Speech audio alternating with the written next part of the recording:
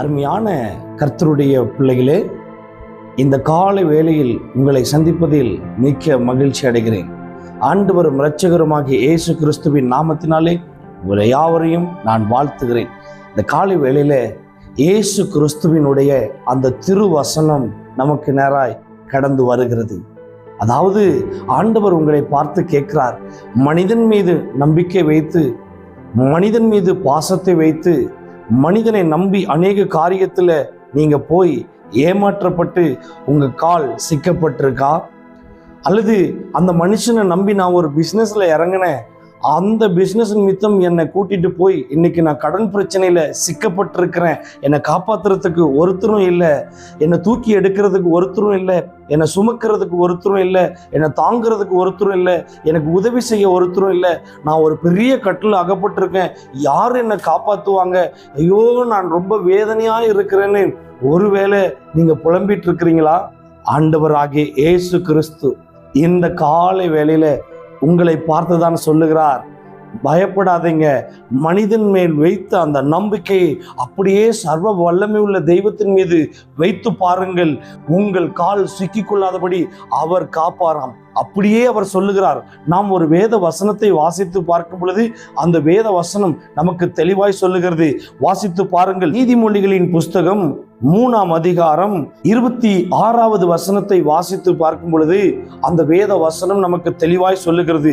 அந்த வசனத்தினுடைய மேன்மை என்னவென்று கேட்டால் ஞானத்தின் மேன்மையா. அந்த வசனத்தினுடைய மேன்மை என்னவென்று கேட்டால் ஞானத்தின் மேன்மையா. நம்ம ஞானமா நடந்து கொள்ளணும்னு ஆண்டவராகிய இயேசு கிறிஸ்து இந்த காலை வேளையில நமக்கு தெளிவாய் கற்றுக் கொடுக்கிறார். அந்த வசனத்தை வாசித்து பாருங்கள்.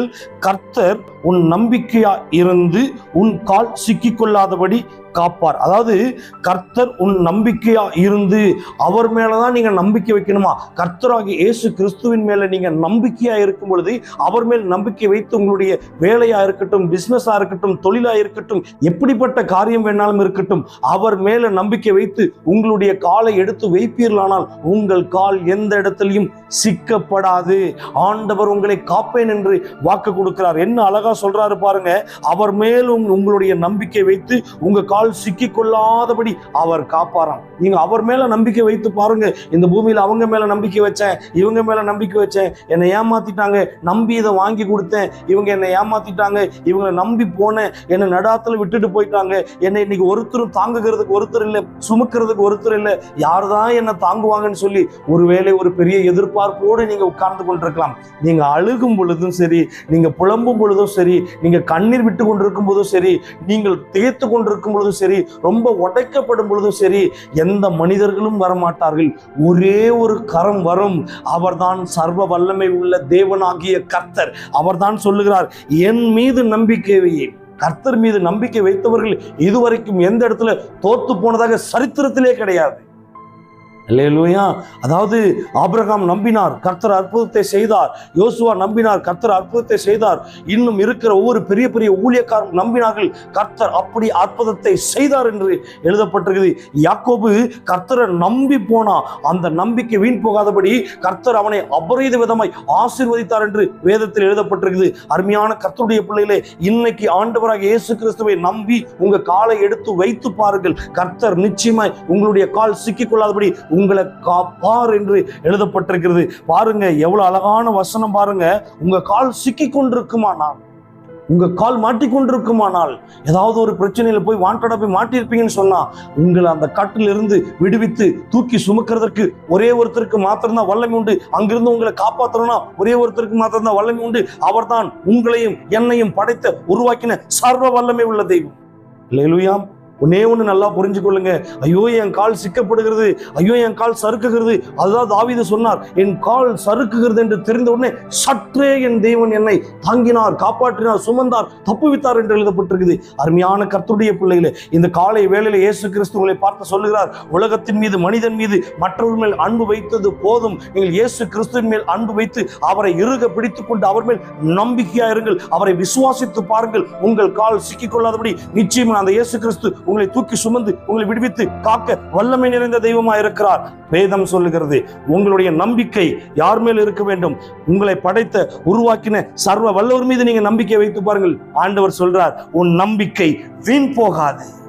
நீ எதை நம்பி இருக்கிறியோ, எதை எதிர்பார்த்து கொண்டிருக்கிறியோ, உங்களுடைய நம்பிக்கை வீண் போகாது என்று இயேசு கிறிஸ்து சொல்லுகிறார். தயவு செய்து நீங்கள் மற்றவர்கள் மீது அன்பு வைத்தது போதும், மற்றவர்களை நம்பி போனது போதும், மற்றவர்களை நீங்கள் எதிர்பார்த்து போனது போதும். இனி அப்படிப்பட்ட காரியங்கள் உங்களுக்கு வேண்டாம். அவர் சொல்றாரு பாருங்க, அவர் மீது மட்டும் நீங்கள் அன்பு வைத்து பாருங்கள். அவர் நிச்சயமாய் உங்களுடைய கால் எந்த இடத்திலும் சிக்கிக் கொள்ளாதபடி நிச்சயமாய் உங்களை மீட்டுக் கொள்வார், தூக்கிக் கொள்வார், சுமந்து கொள்வார், தப்புவித்துக் கொள்வார்.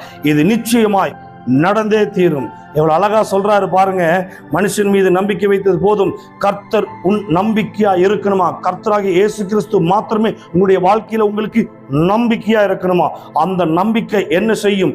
உன் கால் சிக்கி கொள்ளாதபடி உன்னை காப்பாற்றுவார், தூக்குவார், சுமப்பார், நடத்துவார். நீ போக வேண்டிய தூரம் எவ்வளவு தூரமா இருந்தாலும் பரவாயில்ல, வெகு தூரமா இருந்தாலும் பரவாயில்ல, கர்த்தர் மேல நம்பிக்கை வச்சு காலடி எடுத்து வைத்துப்பார். உன் கால் எந்த இடத்திலையும் சிக்காது. நிச்சயமா இயேசு கிறிஸ்து உங்களை தூக்கி சுமப்பது அதிக நிச்சயம். அல்லேலூயா. சோர்ந்து போகாதீங்க. ஆண்டவராகிய இயேசு கிறிஸ்து இந்த காலை வேளையில நமக்கு ஒரு அற்புதம் நிறைந்த 7 முறை புடமிடப்பட்ட அந்த புண்ணிய வார்த்தையை உங்களுக்கும் உங்கள் குடும்பத்திற்கும் உங்கள் பிள்ளைகளுக்கும் அனுப்பியிருக்கிறார். இந்த வேத வசனத்தின் பிரகாரம் கர்த்தர் உங்களை காப்பாற்றி ஆசீர்வதிப்பாராக. ஆமென். God bless you.